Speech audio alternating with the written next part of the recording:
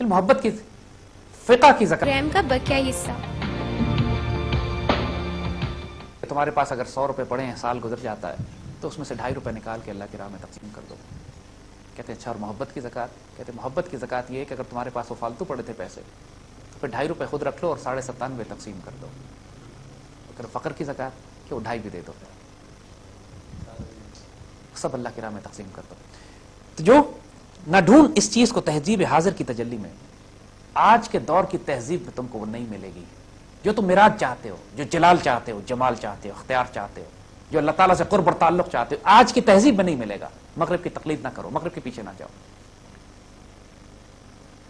مغرب جس تہذیب کو چک کے تھوک چکا ہے، ہمارے بچے آج اس کو اڈاپٹ کرنے کی کوشش کرتے ہیں، کیونکہ ڈومیننٹ سویلائزیشن ہے نا. میڈیا ان کے پاس ہے، اکانومی ان کے پاس ہے، لوگ پڑھ لکھ کے امریکہ سے آتے ہیں اور اس کے بعد صرف سائنس اینڈ ٹیکنالوجی نہیں، ان کی تہذیب بھی ساتھ لاتے ہیں، ان کی اخلاقیات، ان کی ویلیوز بھی ساتھ لاتے ہیں.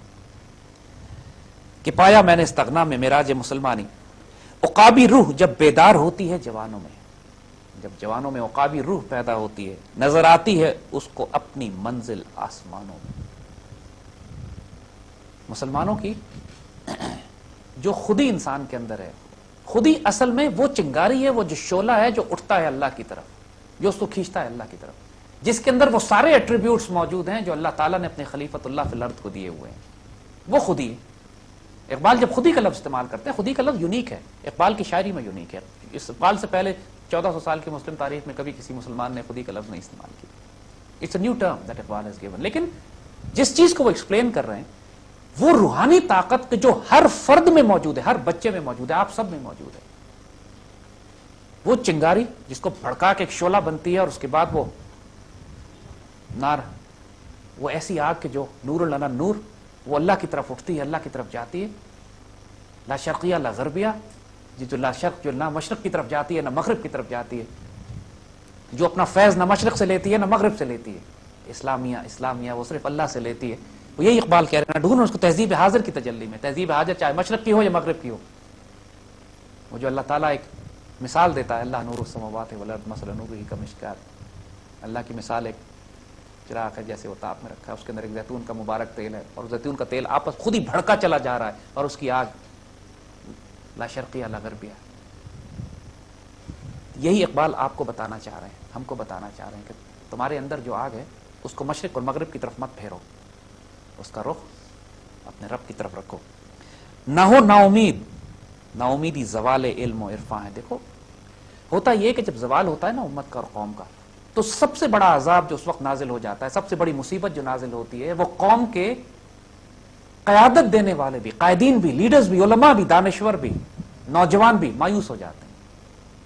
اسی لیے مایوسی کو کفر کہا گیا ہے کہ اگر جس وقت قوم مایوس ہو گئی اس کے بعد اب عروج کا اور اٹھنے کا کوئی راستہ نہیں ہے.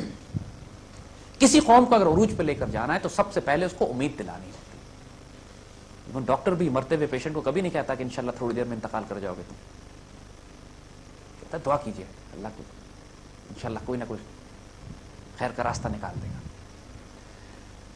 تو سب سے پہلے جو دشمن کا حملہ بھی جو مسلمانوں پر ہوتا ہے، ہمارے نوجوانوں پر ہوتا ہے، وہ ان کے ذہنوں پر ہوگا. Psychological warfare, information warfare. کچھ نہیں ہو سکتا. پاکستان ٹوٹنے لگا، یہ مسلمان دنیا کیسے ترقی کرے گی، کیسے عروج حاصل کرو گے؟ تم کر ہی کچھ نہیں سکتے. ہم مسلمان کیا کریں گے؟ ہم تو آپس میں لڑتے رہتے ہیں.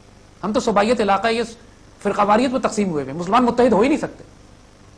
یہ ساری کی ساری مایوسیاں، نا امیدیاں جو پھیلائی جاتی ہیں. اب آپ نوٹ کرو گے کہ واقعی ساری باتیں تمہارے اطراف میں لوگ کر رہے ہوتے ہیں، اور قوم کو تباہ کرنے کا سب سے آسان طریقہ ہے اس مایوسی پھیلا دیجیے. فرماتے ہیں نہ ہو نا امید، نا امید مت ہو، کہ نا امیدی زوال علم و عرفان. نا امیدی اگر آ گئی تو علم، عرفان، وزڈم، نالج، جو کچھ اللہ نے تمہیں دیا ہے ختم ہو گیا.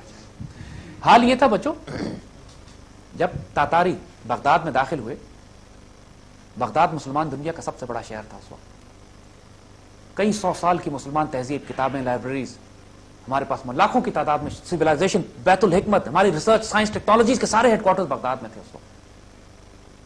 1258 کے آس پاس جب تاتاری بغداد میں داخل ہوتے ہیں تو مسلمانوں کو اتنا خوف اور دہشت طاری ہو گئی مسلمانوں پر کہ ان کا مقابلہ کرنے والا کوئی نہیں تھا. کیفیت یہ تھی کہ ایک کمرے میں تاتاری عورت داخل ہوتی تھی، 9 یا 10 مرد مسلمان وہاں بیٹھے ہوتے تھے اور عورت ان سے کہتی تھی سر جھکا کے نیچے بیٹھ جاؤ، اور وہ ایک ایک کر کے تلوار سے گردن اتارتی تھی، کسی کی جرت نہیں ہوتی تھی ہلنے کی، پھر تلوار اس کی ٹوٹ جاتی تھی، وہ کہتی تھی کوئی ہلے گا نہیں، وہ باہر جا کے دوسری تلوار لے کر آتی تھی اور وہاں گردنیں کٹتی تھی مسلمانوں کی۔ مایوسی اور نا امیدی کا یہ عالم ہو چکا تھا کہ ہتھیار رکھتے ہوئے، مرد ہوتے ہوئے بھی کوئی مقابلہ کرنے کی جرت نہیں رکھتا تھا۔ یعنی اگر ایک دفعہ خوف اور دہشت طاری ہو جائے، مایوسی طاری ہو جائے، اس کے بعد ایٹمی ہتھیار بھی ہو تو کسی کام کے نہیں۔ اور ویتنامیوں کے پاس کیا تھا؟ ویتنام کے لوگوں کے پاس کیا تھا؟ افغانستان کے طالبان کے پاس کیا ہے؟ افغانستان کے مجاہدین کے پاس کیا تھا؟ امام شامل جو اس سے پہلے 40 سال روسی فوجوں کا سینٹرل ایشیا میں مقابلہ کرتے رہے، آج چیچنیا کے جو مجاہدین مقابلہ کر رہے ہیں، بوسنیا کے مجاہدین کچھ نہیں تھا ان کے پاس، کس طرح انہوں نے سرب فوجوں کا مقابلہ کیا؟ کشمیر کے بچوں کے پاس پتھر ہیں، فلسطینیوں کے ہاتھ میں کیا ہے؟ ایک فلسطینی بچہ آج نہیں کہتا کہ اسرائیل سے معاہدہ کر لو، ہم کامیاب نہیں ہو سکتے، وہ دنیا کی بڑی سپر پاور ایٹمی طاقت ہے، ہم پتھر لے کے اس سے مقابلہ کرتے ہیں۔ اگر امید زندہ ہے پھر وہ قوم لازماً عروج حاصل کرے گی۔ اور پھر آگے اقبال خوشخبری دیتے ہیں کہ امید مرد مومن ہے خدا کے رازدانوں میں ہے، کہ جو مرد مومن کی امید ہوتی ہے وہ اللہ کے رازوں میں سے ایک راز ہوتی ہے، وہ اللہ کے رازوں کو بیان کرتی ہے۔ جب ایک مرد مومن اپنی امید کرتا ہے نا، ایسا نہیں ہو سکتا، اللہ کی قسم اللہ یہ نہیں کرے گا۔ حضور نے فرمایا جس کا مفہوم ہے کہ اللہ کے بعض بندے ایسے ہوتے ہیں کہ جب وہ اللہ پر کسی بات کی قسم کھا لیں تو اللہ کی غیرت گوارا نہیں کرتی کہ اس قسم کو توڑ دیں۔ وہ قسم کھا لیتے ہیں پاکستان بنے گا، پاکستان بنتا ہے۔ وہ قسم کھا لیتے ہیں کہ انشاءاللہ ہم پاکستان کو ایٹمی طاقت بنائیں گے، پاکستان بنتا ہے۔ وہ قسم کھا لیتے ہیں کہ انشاءاللہ اس پاکستان کی تکمیل کر کے ہم یہاں پہ خلافت راشدہ کا نظام بنائیں گے، انشاءاللہ اللہ ان کی لاج رکھے گا۔ وہ قسم کھا لیتے ہیں اس بات کی کہ انشاءاللہ مسلمانوں کو متحد کر کے یونائٹڈ اسٹیٹس آف اسلام ایک ہوں گے مسلم حرم کی پاسبانی کے لیے، اللہ ان کی لاج رکھے گا انشاءاللہ۔ تو یہ امید مرد مومن۔ اللہ تعالیٰ لوگوں سے ان کے گمان کے مطابق سلوک کرتا ہے۔ اللہ تو عذاب ہی دے گا، پھر اللہ دے گا عذاب۔ اللہ تو مغفرت ہی کرے گا، اللہ مغفرت کرے گا۔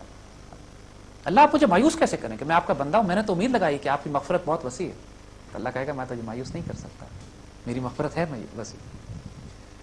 تو جو اللہ کے بندے کی امید ہوتی ہے نا، وہ اللہ کے رازدانوں میں سے، اللہ کے رازوں میں سے ایک راز ہوتی ہے۔ تو سب سے پہلا کام جو اس نوجوان نسل میں پیدا کرنا ہے میرے بچوں، امید، حوصلہ کرو، کچھ بھی نہیں ہوا، اللہ کا فضل ہے، سب عافیت ہے، تمام تر مصیبتوں مشکلات پریشانی کے باوجود سب عافیت ہے، کوئی آسمان نہیں گر گیا یار۔ اس سے پہلے بڑی بڑی آزمائشیں آئی تھیں ہمارے بزرگوں پہ، بڑوں پہ۔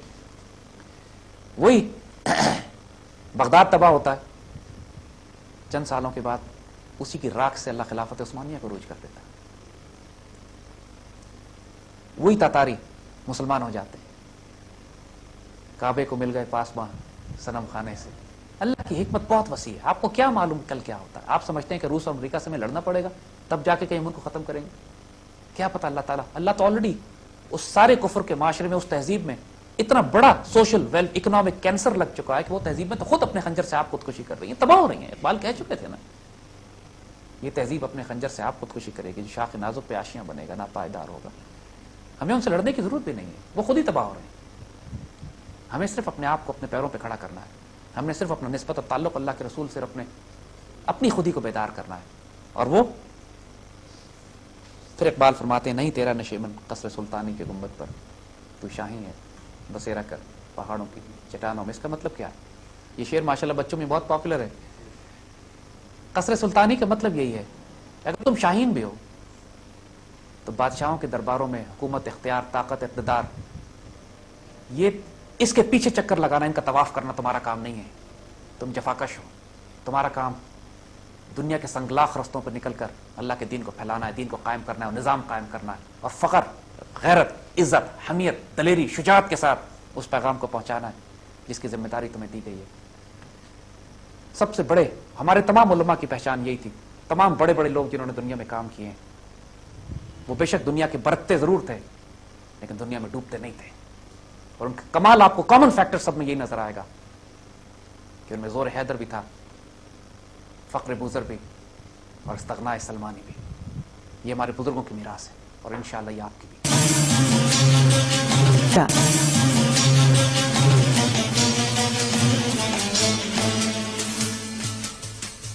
میں یہ لکھا ہے کہ اس میں وہ کہتے ہیں کہ اسی میں حفاظت ہے انسانیت کی کہ ہوں ایک جنیدی اور ارتھ شیری۔ اس میں جنیدی اور ارتھ شیری سے کیا مراد ہے؟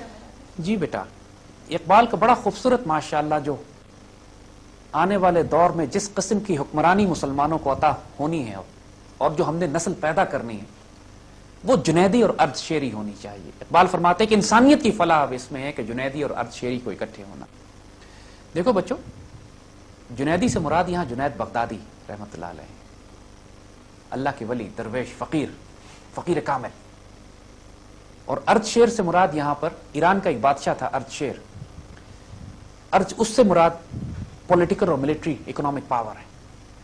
اقبال یہ کہہ رہے ہیں کہ جب پولیٹیکل، اکنامک اور ملٹری پاور کسی ایسے فقیر کے ہاتھ میں آ جائے گی کہ جو اپنی ذات میں اللہ کا ولی اور درویش ہوگا، پھر دیکھنا تبدیلی کیا آتی ہے. انسانیت کی فلاح اب اس میں. یہ تو جارج برنارڈ شاہ جیسے آدمی نے کہا تھا بات کہ حضور اکرم صلی اللہ علیہ وسلم جیسا کوئی وجود اگر دنیا کی ڈکٹیٹرشپ سنبھال لے، اس نے یہ لفظ استعمال کیا تھا، اگر آپ دنیا کی ڈکٹیٹرشپ سنبھال لیں تو پوری دنیا میں جنگیں ختم ہو جائیں گی، امن اور عافیت. وہ ایک مغربی مفکر یہ بات کرتا ہے. اس کے لیے جو لفظ اقبال نے استعمال کیا ہے ان کی ریکنسٹرکشن میں، وہ اسپرچل ڈیموکریسی بھی ہے. اسپرچل ڈیموکریسی، یہ جو ماڈرن ڈیموکریسی ہے نا، یہ تو سیکولر ہے، لا دین ہے. یہ تو فحش ڈیموکریسی ہے. ڈیموکریسی کیا ہے؟ یہ تو آوارگی ہے، انارکی ہے، جس کے اندر جس کے پاس زیادہ لوگ ہوتے ہیں چیخنے چلانے والے، جس کے پاس زیادہ پیسہ ہوتا ہے، زیادہ میڈیا ہوتا ہے، وہ اختیار جو مینوپولیٹ کر سکتا ہے. لیکن جب اس میں آپ اسپرچل یا روحانی کا کنٹینٹ ایڈ کر دیتے ہیں، جو خلفۂ راشدین کے دور میں جو حکومت ہے، کیا وہ ڈکٹیٹرشپ ہے؟ نو. کیا وہ ڈیموکریسی؟ نہیں. نہ وہ سیاسی جماعتیں ہیں، نہ الیکشن ہوتے ہیں، نہ وہ ڈکٹیٹرشپ ہے. اس لیے کہ ان سے زیادہ مسکین اور عاجز ہی کوئی نہیں زمین پہ بیٹھ کے فیصلہ کرتا ہے. ڈکٹیٹرشپ کا تصور یہ ہے کہ وہ ظالم ہوگا. تو یہ جنیدی اور ارد شیری کا اکٹھا ہونا، اس کی مثالیں اگر دیکھنی ہے تو خلفۂ راشدین کی مثال تو بالکل آئیڈیل ہے. اور اسی طرح کے حکمران آج بھی، اور ایسے حکمران ہماری تاریخ میں ہزاروں گزرے ہیں. سلطان صلاح الدین ایوبی، میرے بچوں، سلطان مصر و شام، پورے یورپ کے، اس وقت کی پوری نیٹو، اس وقت کے تمام کروسیڈرز کا مقابلہ کرنے والے سلطان، پوری دنیا پہ آپ کا روب اور دبدبہ طاری تھا. آپ کا جب انتقال ہوا ہے تو کفن کے لیے پیسے آپ کے پاس نہیں تھے، آپ کے دوستوں نے چندہ کر کے آپ کے کفن کا انتظام کیا. یہ کس نے کہا ہے کہ جب ظاہری طور پر آپ بادشاہ وقت بن جائیں تو آپ کو لوٹ کھسوٹ کر کے سوئز اکاؤنٹس بھی کھولنے چاہیے؟ کہا جاتا ہے بچوں کے مسلمان حکمرانوں کے لیے صرف یہ کافی نہیں ہے کہ ان کے ہاتھ پاک ہوں، ان کی دل و نگاہ بھی پاک ہونے پڑتے ہیں. اور اقبال پھر یہی بات کہتے ہیں کہ تیری دل اور نگاہ بھی پاک نہیں ہے، کیا عجب کہ تو بے باک نہیں ہے. جب تیرا دل پاک نہیں ہے، نگاہ پاک نہیں ہے، اور اس سے پھر بے شرمی، بے حیائی، بے غیرتی اور بزدلی آتی ہے. انسان بے باک اسی وقت ہوتا ہے. حجاج بن یوسف کے دور میں اس نے ایک حضور صلی اللہ علیہ وسلم کے ایک صحابہ کی اولادوں میں حضرت اسما کے بیٹے حضرت زبیر اور اس طرح کے بہت سارے صحابی بھی اس دور میں شہید ہوئے. تو ایک اسی طرح کے نیک بزرگ جب حجاج کے دربار میں ان کی گردن اتاری گئی تو اتنا خون بہا کہ وہ حیران ہو گیا کہ اتنا خون ایک آدمی میں سے.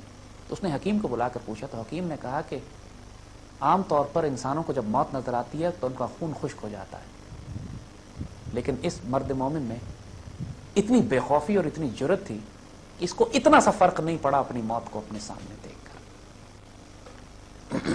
اور یہی اقبال نے پھر نشانی بتائی ہے مرد مومن کی کہ نشان مرد مومن بتو گوئن. میں تم کو مرد مومن کی نشانی بتاؤں کہ جب موت کا وقت آتا ہے تو اس کے چہرے پہ مسکراہٹ آ جاتی ہے، اور پھر وہ موت کا طلبگار ہوتا ہے. امام برحق کی ڈیفینیشن بھی پھر اقبال یہی دیتے ہیں. وہ جنیدی اور ارد شیری والا جو امام ہوگا نا، جو لیڈر ہوگا، وہ کیا کرے گا آپ کے ساتھ؟ تو نے پوچھی ہے امامت کی حقیقت مجھ سے، خدا تجھ کو میری طرح صاحب اسرار کرے. وہی ہے تیرے زمانے کا امام برحق جو تجھے حاضر و موجود سے بیزار کرے. موت کے آئینے میں دکھا کر تجھے رخ دوست زندگی اور بھی تیرے لیے دشوار کرے. تو یہ دکھا دے کہ موت کے آئینے کے بعد، موت سے گزرنے کے بعد تم اپنے دوست کے پاس پہنچو گے، یعنی اللہ کے رسول کے قدموں میں پہنچ جاؤ گے. اس کے بعد تو زندگی اور بھی تیرے لیے دشوار کرے. اور یہ باتیں تو صحابہ کر چکے ہیں. اس بات کو جنگ احد کے موقع پہ جب یہ خبر پھیل گئی کہ حضور صلی اللہ علیہ وسلم شہید ہو گئے تو ایک صحابی نے باقاعدہ آواز لگائی کہ آؤ اس پر جان دے دیں، اس پیغام پر جس پہ رسول اللہ نے اپنی جان دی. اور لڑتے ہوئے ماشاءاللہ شہید ہو گئے. موت کے آئیں